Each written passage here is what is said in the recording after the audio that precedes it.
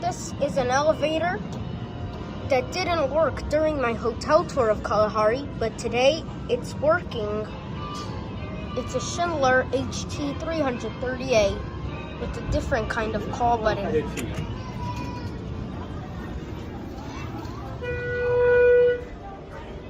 This is at Foolery's Adventure Park 2.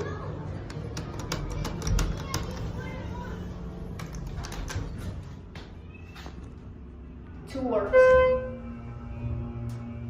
We have the view. Here we are at 2.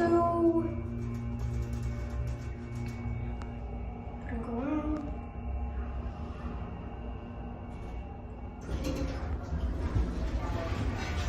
Up here's bowling.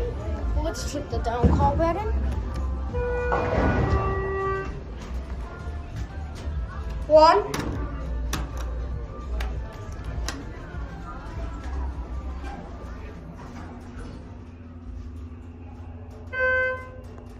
Here we are at 1.